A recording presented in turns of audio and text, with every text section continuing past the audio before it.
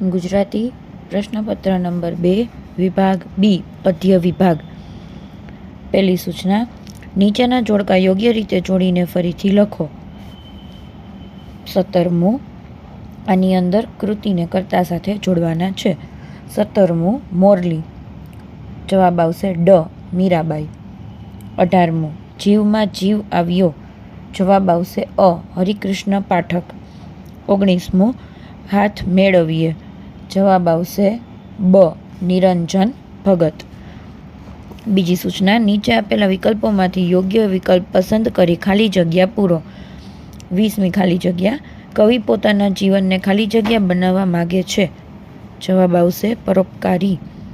21મો ખાલી જગ્યા, માણસ કદી ફૂલાતો નથી, જવાબ આવશે પૂર્ણતા વાળો.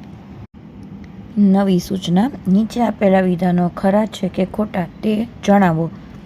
22મો કરસનદાસ માણેકનું ઉપનામ વૈશંપાયન છે, ખરું. 23મું ગઝલની 2 પંક્તિઓ મળી એક શેર બને છે, ખરું. નવી સૂચના, નીચે આપેલા પ્રશ્નોના એક વાક્યમાં ઉત્તર લખો. 24મો પ્રશ્ન, વરસાદ વરસવાથી પર્ણો પર શી અસર થઈ, જવાબ વરસાદ વરસવાથી પર્ણ ઉજળા થયા.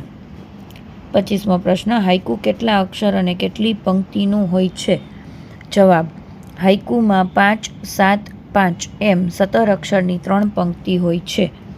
26મો પ્રશ્ન, જીવન અંજલિ ધાજો કાવ્યના કવિ ભૂખ્યા અને તરસ્યા માટે શું બનવાનું ઈચ્છે છે, જવાબ જીવન અંજલિ ધાજો કાવ્યના કવિ ભૂખ્યા માટે ભોજન અને તરસ્યા માટે જળ બનવાનું ઈચ્છે છે. નવી સૂચના, નીચે આપેલા પ્રશ્નોના 2-3 વાક્યોમાં ઉત્તર લખો, ગમે તે 2. દરેક પ્રશ્ન 2 માર્કનો રહેશે અને કુલ 4 માર્ક છે.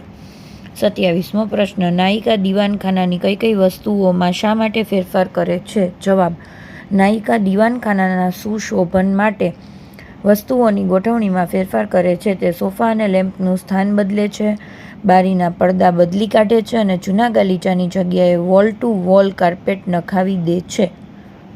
28મો પ્રશ્ન, કૃષ્ણ ક્યાં અને કેવી રીતે નાચે છે, જવાબ વૃંદાવનમાં રાસ રચાયો છે, કૃષ્ણ વૃંદાવનની કુંજ ગલીમાં થનક થનક થઈ નાચે છે, કૃષ્ણ રાસ રચીને સૌને ઘેલા કરે છે. 29મો પ્રશ્ન, હાથ મેળવીએ દ્વારા કવિ શું સૂચવે છે, જવાબ હાથ મેળવીએ દ્વારા કવિ બીજાના હૃદય સુધી પહોંચવાનું સૂચવે છે, ધન સંપત્તિ સત્તા કરતાં મૈત્રીપૂર્ણ હાથ લંબાવીને બીજાના હૃદય સુધી પહોંચવાની સંવેદના રાખવાનું સૂચવે છે. નવી સૂચના, નીચેના પ્રશ્નોના સવિસ્તાર ઉત્તર લખો, ગમે તે 2.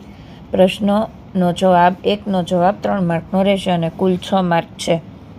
30મો પ્રશ્ન, વાદળ ટોચે પહોંચી વેરાઈ ગયું, પંક્તિમાં વ્યક્ત થતો સંદેશ લખો, જવાબ વાદળ જેમ જેમ ઉપર ગયું તેમ તેમ હલકું થયું, પર્વતની ટોચે પહોંચતા એટલું બધું હલકું થઈ ગયું કે તે વેરાઈ ગયું. આ પંક્તિનો સંદેશ છે કે આપણે જેમ જેમ ભાર ઓછો કરતા જઈશું તેમ તેમ આપણે હળવાશનો આનંદ અનુભવી શકીશું. જીવનમાં બિનજરૂરી બોજ લઈને શોકમય વાતાવરણ રાખવું નહીં, જેટલી જરૂરિયાતો ઓછી એટલા આપણે સુખી. 31મો પ્રશ્ન, માણસની સભાપાત્રતાની યોગ્યતા તે બેસે અહીં ગઝલને આધારે સમજાવો, જવાબ સભાપાત્રની યોગ્યતા એટલે માનભર્યું સ્થાન. કઈ વ્યક્તિ માનને પાત્ર છે, જે સંવેદનશીલ છે એટલે કે બીજાના દુઃખે દુઃખી થાય છે અને એનું દુઃખ દૂર કરે છે, તે જે પ્રગતિના શિખરે પહોંચીને પણ નમ્ર રહે છે, અભિમાન કરતો નથી, તે જે કીડિયારું પૂરે, જે ગુપ્તદાન કરે છે, તે જે આત્મનિરીક્ષણ કરે છે અને પ્રામાણિક છે, તે.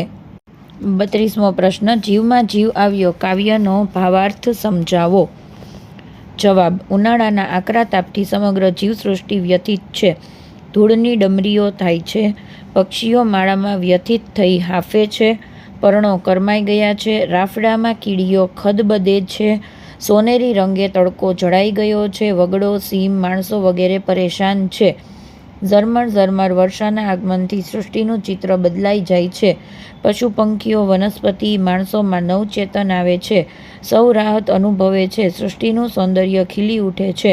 આમ 2 ફોરા વરસાદના ઝરિયાને વાતાવરણ બદલાઈ ગયું, તેથી જીવમાં જીવ આવ્યો શીર્ષક યથાર્થ છે.